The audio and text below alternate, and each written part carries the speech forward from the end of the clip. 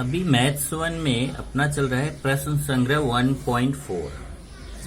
1.4 में अगर आप देखो तो हम लोगों ने दो क्वेश्चन इसके पहले के लेक्चर में कर लिया था, पहला और दूसरा।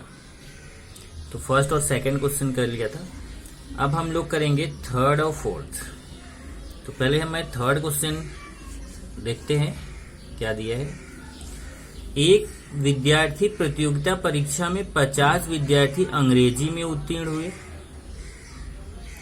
60 विद्यार्थी गणित में उत्तीर्ण हुए, 40 विद्यार्थी दोनों विषयों में उत्तीर्ण हुए।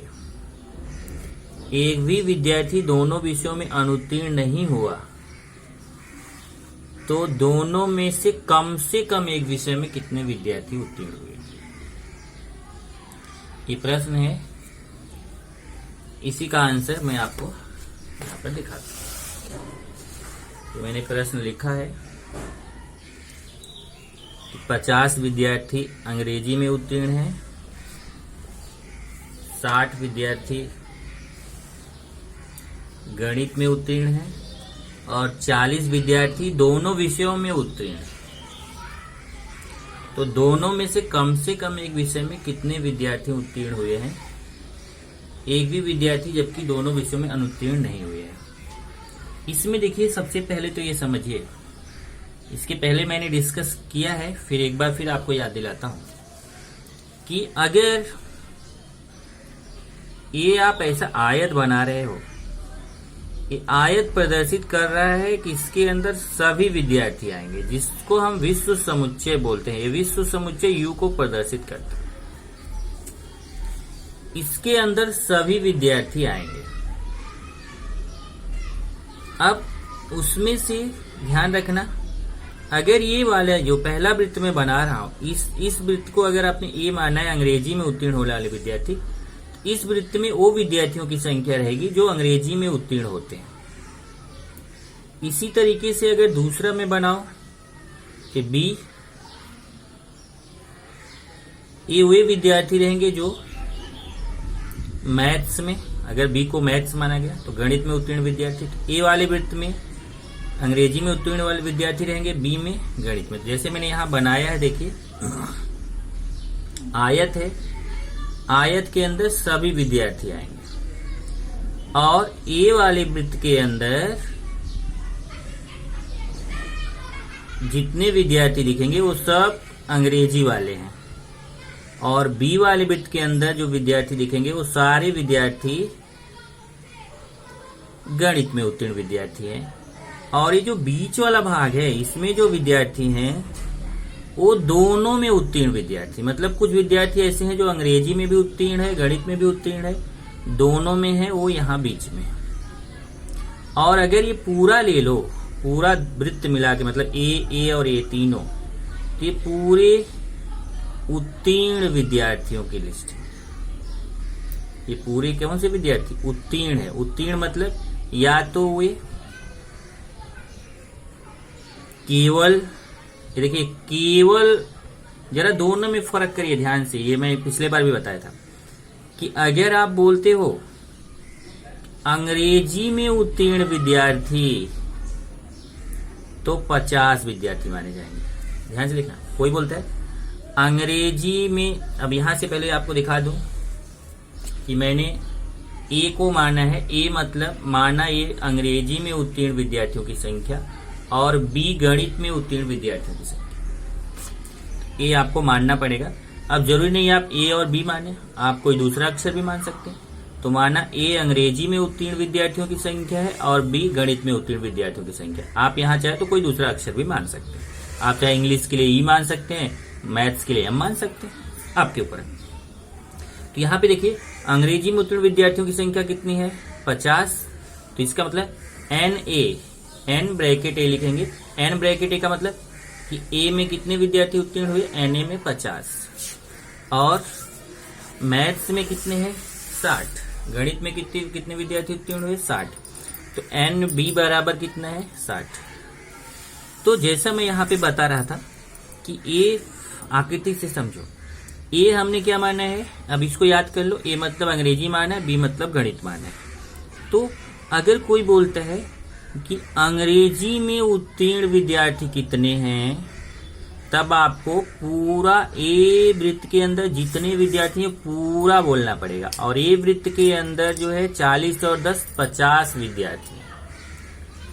ये पूरा आप केवल इधर वाला नहीं मान सकते, पूरे ए वृत्त पूरा अंग्रेजी का है, तो ए वृत्त के अंदर जितने विद्यार्थी आ रहे हैं वो पूरे अंग्रेजी में उत्तीर्ण विद्यार्थी हैं। और अंग्रेजी में उत्तीर्ण विद्यार्थी कितने हैं, 40 10 50। इधर देखिए 50। ऐसे बी वाला वृत्त गणित में उत्तीर्ण विद्यार्थियों की संख्या को प्रदर्शित करता है। तो बी वाले वृत्त के अंदर जितने भी विद्यार्थी हैं वो सब गणित में उत्तीर्ण विद्यार्थी माने जाएंगे। तो बी वाले वृत्त के अंदर कितने विद्यार्थी आपको दिख रहे हैं, 40 और 20 60 विद्यार्थी बी वाले के अंतर्गत हैं। इसका मतलब गणित में उत्तीर्ण विद्यार्थी कितने हैं, 60। इधर देखिए एनबी बराबर 60। और ये जो बीच वाला पार्ट है ये दोनों में उत्तीर्ण विद्यार्थी, मतलब ऐसे विद्यार्थी जो गणित में भी और अंग्रेजी में भी दोनों में उत्तीर्ण है। इसको आप जानते हो, इस वाले भाग को बोला जाता है प्रतिच्छेदन। ये देखिए इसको ऐसा प्रतिच्छेदन बोलते हैं। ए प्रतिच्छेदन का निशान है, ए प्रतिच्छेदन बी। तो इस प्रतिच्छेदन के अंदर कितने विद्यार्थी आ रहे हैं, 40। एन ए प्रतिच्छेदन बी कितना हो गया, 40। और ये जो पूरा आएगा ना, ये तीनों मिला के ये पूरा वृत्त ए और बी मिला के पूरा, इसको हम बोल सकते हैं ए या बी। मतलब कम से कम एक में उत्तीर्ण विद्यार्थी। अगर कोई बोलता है, वहां शब्द बदल जाते हैं पर अर्थ वही रहता है। कोई बोलता है ए अथवा बी में उत्तीर्ण विद्यार्थी, ए या बी में उत्तीर्ण विद्यार्थी, कम से कम एक सब्जेक्ट में उत्तीर्ण विद्यार्थी। सबका मतलब है वहां पर संघ, मतलब या तो ए में उत्तीर्ण विद्यार्थी या बी में उत्तीर्ण विद्यार्थी या दोनों में उत्तीर्ण विद्यार्थी। जहां पे या आ गया उसका मतलब वहां पे संघ है। तो यहाँ पे क्या लिखा देखिए, दोनों में से कम एक विषय में उत्तीर्ण विद्यार्थी। कम से कम एक विषय का मतलब क्या हुआ, या तो ए में उत्तीर्ण हो या बी में हो या दोनों में हो। तो जहां कम से कम शब्द आया समझ जाइए उसका मतलब क्या हुआ कि या तो ए में या बी में या दोनों में, या तो ए में या बी में या दोनों में। तो ये पूरा माना जाता है। तो इसको पूरे को संघ बोलेंगे। मतलब 40 10 50 और 20 70 ये पूरा संघ है। और यही हमें निकालना है, कम से कम एक विषय में कितने विद्यार्थी उत्तीर्ण। अगर कोई विद्यार्थी अनुत्तीर्ण होता तो यहाँ बाहर आता, क्योंकि देखिए ये दोनों वृत्त जो है ना ये उत्तीर्ण विद्यार्थियों को प्रदर्शित करें। अगर कोई अनुत्तीर्ण रहता तो वो संख्या यहाँ पे बाहर लिखी जाती, लेकिन यहाँ क्या लिखा है, एक भी विद्यार्थी दोनों विषयों में अनुत्तीर्ण नहीं हुआ है।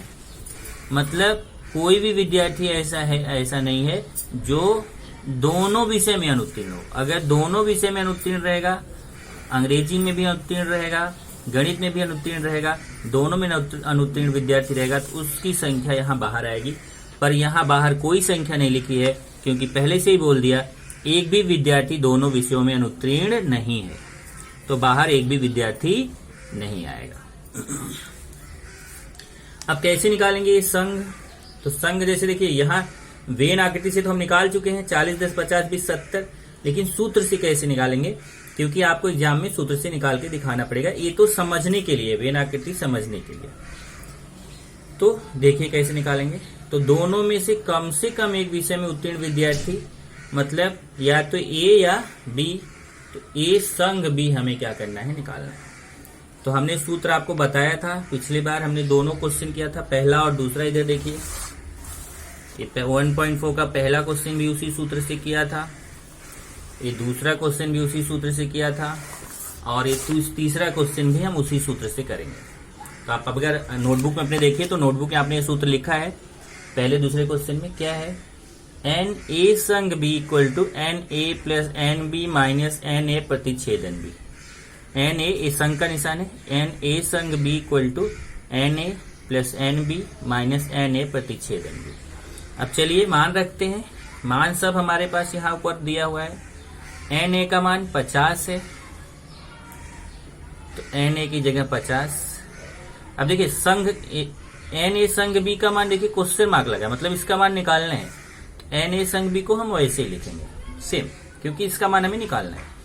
एन ए का मान यहाँ खोजेंगे, एन ए का मान 50 है, एन ए की जगह 50 रखेंगे।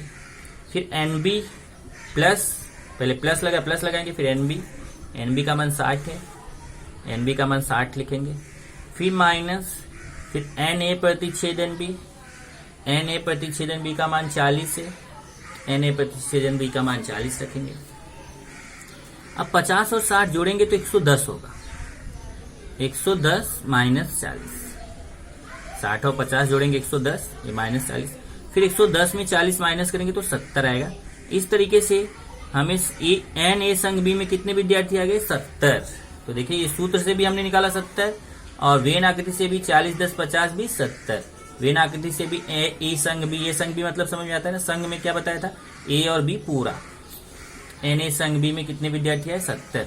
तो कम से कम एक विषय में उत्तीर्ण होने वाले विद्यार्थियों की संख्या, ध्यान रखना, कम से कम एक विषय मतलब ये मत समझना कि एक विषय में, कम से कम एक विषय का मतलब या तो ए में, या तो अंग्रेजी में उत्तीर्ण विद्यार्थी, या गणित में उत्तीर्ण विद्यार्थी, या दोनों में। तो ये जरा कम से कम में ध्यान रखना। अगर केवल बोलता एक विषय में उत्तीर्ण विद्यार्थी तो अलग था, तब हम अंग्रेजी का निकालते अलग, गणित का अलग, लेकिन यहां बोला कम से कम एक विषय में। तो कम से कम एक का मतलब नोट कर लो आप, चाहे कहीं मैं लिखा देता हूं,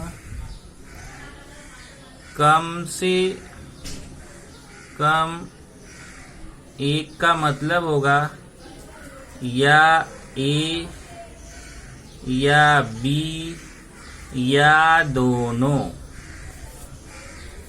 कम से कम एक का मतलब होता है या तो ए या बी या दोनों, मतलब या तो ए मतलब केवल ए, या केवल बी, या दोनों। तो ये पूरा आपका इसके अंदर आता है। सेम ऐसा ही कुछ मिलता जुलता सा क्वेश्चन नेक्स्ट है, जरा देखिए। बल्कि मैं बोलूंगा ये क्वेश्चन आप उदाहरण में किए थे उसके जैसा है। एक आपने उदाहरण किया था, आप चाहे तो उसको खोल सकते हैं, उदाहरण आपने किया था, मैं दिखा देता हूं। आपने उदाहरण किया था, एक कक्षा में 70 विद्यार्थी, उनमें से 45 विद्यार्थियों का मनपसंद खेल क्रिकेट है, 52 विद्यार्थियों का खो खो है। ये वाला है, आप अगले में खोल के रखिएगा, तो मैं अगला वीडियो जो बना रहा हूं उसमें वो क्वेश्चन मैं आपको बताता हूं।